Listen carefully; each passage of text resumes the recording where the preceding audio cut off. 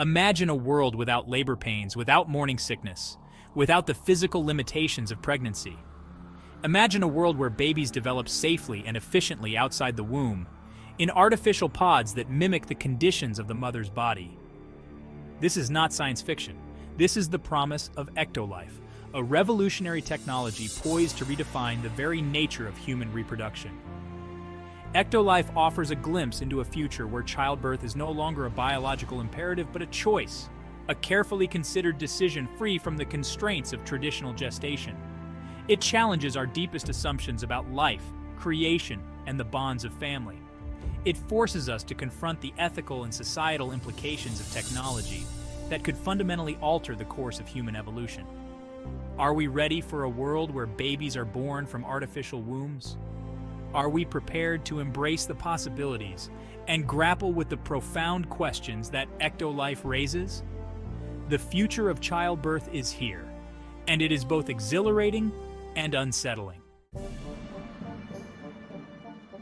Ectolife might seem like something straight out of a science fiction novel, but the science behind it is very real. Artificial wombs, also known as artificial uteruses, have been a topic of scientific exploration for decades. The concept involves creating an environment outside the mother's body that can support the development of a fetus from conception to birth. Ectolife takes this concept a step further by envisioning a fully realized artificial womb facility. This facility would house hundreds, if not thousands, of individual pods, each meticulously designed to mimic the conditions of a natural womb. Temperature, oxygen levels, and nutrients would be carefully controlled and monitored, ensuring optimal fetal development. The pods themselves would be transparent, allowing parents to observe the growth of their child in real time. This constant visibility would provide a level of connection and reassurance that is unprecedented in the history of human reproduction. Ectolife is not just about science, it's about reimagining the entire experience of pregnancy and childbirth.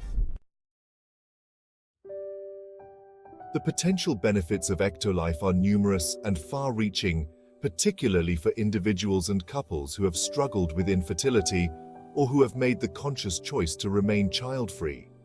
For those facing infertility, Ectolife offers a beacon of hope, the possibility of experiencing the joys of parenthood without the heartbreak and frustration of failed attempts at conception.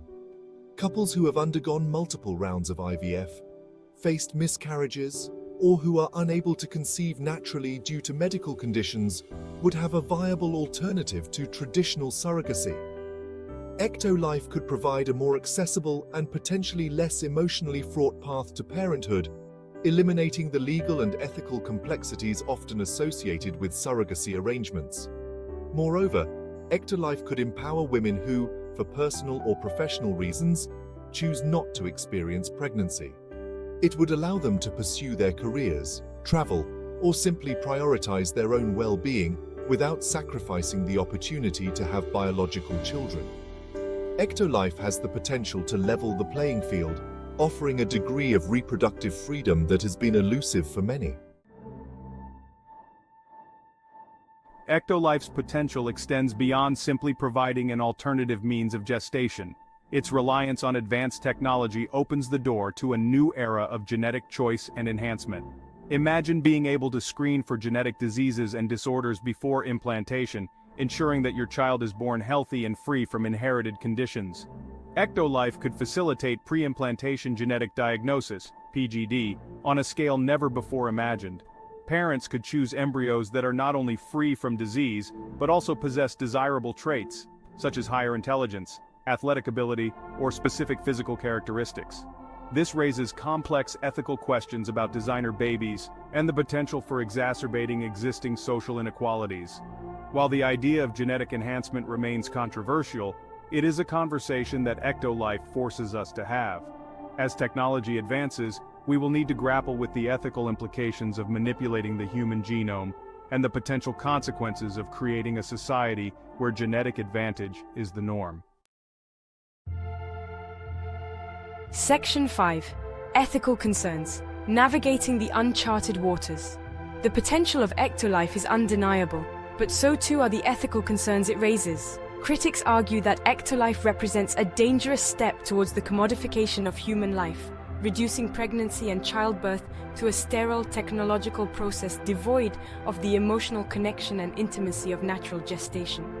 There are concerns about the psychological impact of children knowing they were conceived and gestated outside their mother's womb. Will they feel a sense of disconnect from their parents or from humanity itself? How will this impact their sense of identity and belonging? Moreover, the potential for genetic selection and enhancement raises serious questions about eugenics and the creation of a genetic underclass. Will Ectolife exacerbate existing social inequalities, creating a society divided between those who can afford to design their children and those who cannot? These are not easy questions to answer, but they are questions we must confront as we navigate the uncharted waters of artificial womb technology. One of the most pressing ethical concerns surrounding Ectolife is its potential to exacerbate existing social and economic inequalities. Access to this technology would likely be expensive, at least initially, potentially creating a divide between those who can afford to utilize artificial wombs and those who cannot. This raises the specter of a two-tiered society, where the wealthy and privileged can engineer healthier, potentially more desirable children, while those less fortunate are left behind. The gap between the haves and the have-nots could widen, leading to further social stratification and unrest. Furthermore, the widespread adoption of Ectolife could have unintended consequences for women's rights and reproductive autonomy. If artificial wombs become the preferred method of gestation, will women who choose to carry their pregnancies to term face societal pressure or even discrimination? The advent of Ectolife challenges our traditional notions of parenthood. In a world where biological connection is no longer a prerequisite for having children, what does it truly mean to be a parent? Will the experience of raising a child conceived and gestated outside the womb fundamentally alter the parent-child bond? Ectolife could pave the way for new and diverse family structures. Same-sex couples, single parents, and polyamorous relationships could all benefit from the ability to have biological children without the need for surrogacy or adoption. This could lead to a more inclusive and equitable society, where parenthood is defined not by biology, but by love, commitment, and the desire to raise a child. However, the detachment of gestation from the female body also raises questions about the role of mothers in society. Will artificial wombs diminish the social significance of motherhood, leading to a devaluation of women's contributions to family and society? Or will it free women from the biological constraints of pregnancy, allowing them to pursue their aspirations on an equal footing with men?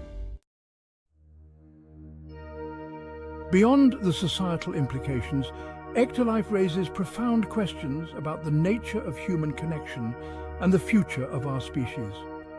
Will children born from artificial wombs experience the same emotional bond with their parents as those born naturally? Will they feel a sense of rootedness in their families and communities? Some argue that the physical and emotional intimacy of pregnancy and childbirth are essential for forging strong parent-child bonds. They fear that Ectolife could lead to a generation of children who feel disconnected from their biological origins and from humanity itself. Others believe that love, nurturing, and shared experiences are the true foundations of family. They argue that Ectolife could enhance these bonds by allowing parents to be more present and engaged throughout their child's development, free from the physical and emotional demands of pregnancy. Ectolife presents us with a future full of both promise and peril. It has the potential to alleviate suffering, empower individuals and couples, and redefine our understanding of family.